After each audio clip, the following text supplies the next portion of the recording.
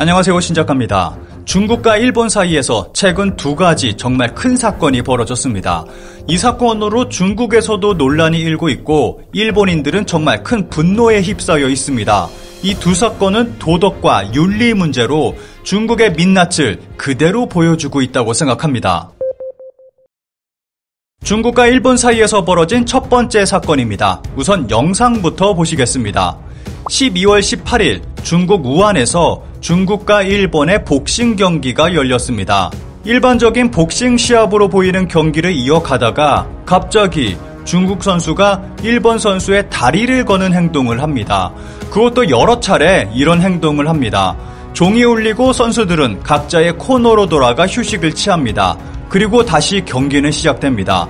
그런데 이후에도 중국 선수의 다리 걸기는 계속되고 갑자기 일본 선수를 들어 올리더니 바닥에 내리꽂는 충격적인 상황이 벌어집니다.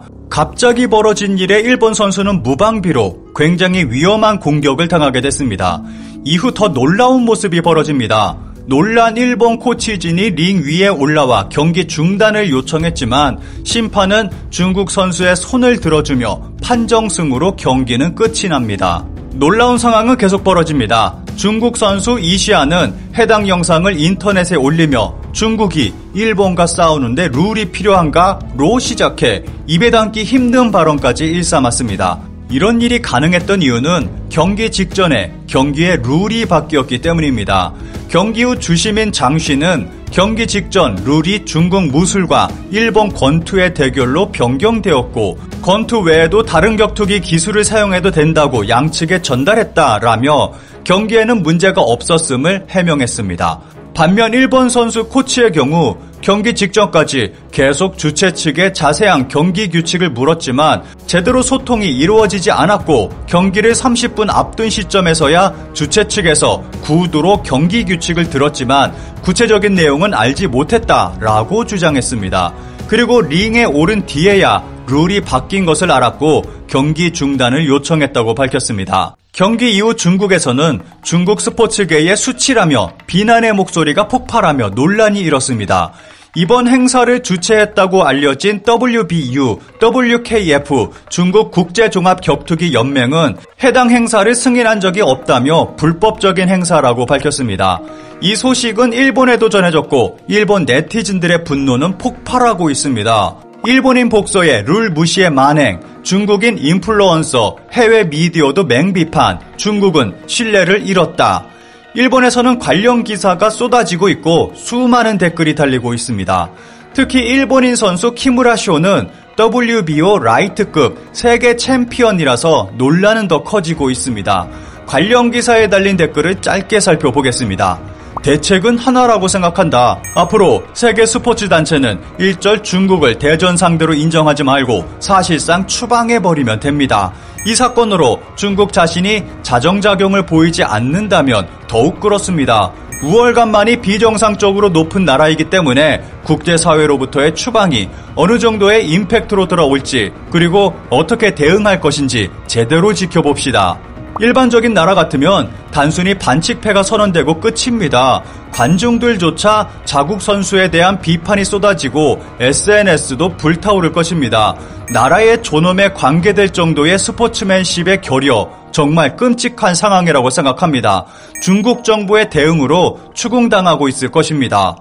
독재 정권 치하에서 자신들의 주장과 행위를 정당화하고 똑같은 일을 남이 하면 비난하는 이중잣대 그 자체, 센카쿠 제도를 비롯해 위구르와 홍콩을 보면 분명하다고 생각합니다. 게다가 표제에 중국은 신뢰를 상실했다가 모든 것을 말해주고 있지 않을까요?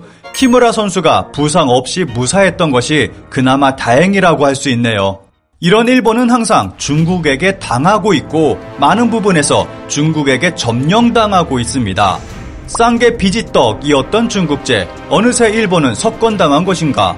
중국 제품에 점령당한 일본의 현실을 꼬집는 기사입니다.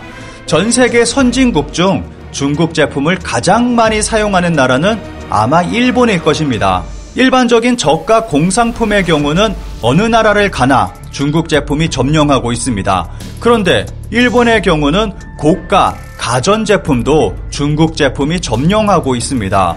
일본의 빅카메라, 요도바시 카메라, 야마다 덴키 등의 가전 양판점에 가면 거의 대부분의 제품이 중국산입니다.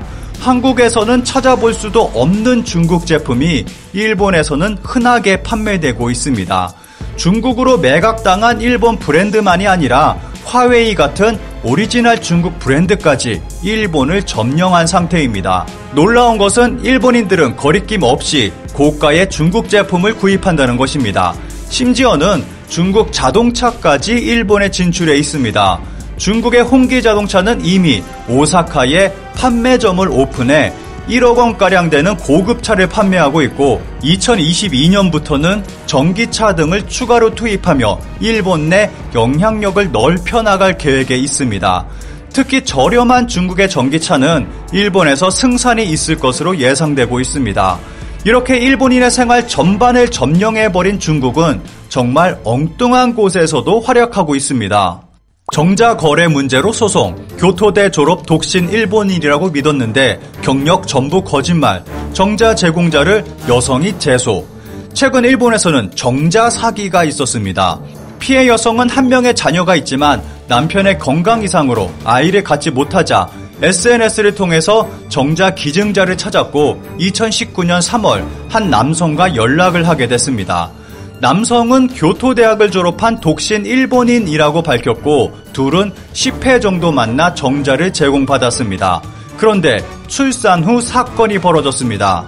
몸집이 작은 아이가 태어난 것을 이상하게 생각한 여성 쪽은 정자 기증자 남성의 뒤를 조사했고 그 결과 그 남성이 말한 것은 모두 사기임이 드러났습니다. 그 남성은 교토대가 아닌 전혀 다른 대학을 졸업했고 기혼에다가 심지어는 일본인이 아닌 중국인이었습니다. 한마디로 일본에 살고 있는 중국인의 아이를 갖게 된 것입니다. 현재 아이는 아동복지시설에 있고 여성은 정자기증 중국인 남성에게 3억 3천만 엔의 손해배상의 소송을 제기한 상태입니다. 여성 측은 남성이 금전과 성적 쾌락을 목적으로 허위 정보를 전했다며 원하는 조건과 맞지 않는 상대와의 관계로 인해 임신과 출산을 강요당했다며 자신의 아기가 아버지가 될 남성을 선택하는 자기 결정권이 침해됐다고 호소하고 있습니다. 그리고 현재 일본에서는 SNS를 통해 이러한 정자 거래가 급증하고 있어서 또 다른 피해자가 발생할 것을 우려하고 있습니다. 이 보도에 일본의 SNS에서는 폭발적인 반응이 나오고 있습니다. 많은 일본의 네티즌들은 여자나 중국 남자나 똑같다, 진짜 피해자는 아이다, 관련 규제가 시급하다 등의 반응을 보이고 있습니다. SNS의 반응을 수집하는 사이트에는 기사가 나오자마자 기사에 대한 언급이 1000개가 넘으며 불타고 있습니다. SNS 글들의 수위가 너무 높아서 몇 개만 짧게 살펴보겠습니다. 제대로 확인도 하지 않고 중국인에게 교배당해 멋대로 아이를 낳고 위자료 청구, 그리고 아이는 시설에 버리다니 너무 잔인하다. 아이는 애완동물이 아니라고. 제공자도 인간 쓰레기지만 받은 사람도 별 차이 없다. 개인 간의 거래에 규제가 없는 상황에서 정자를 제공받는 SNS 계정 등이 급증하고 있다.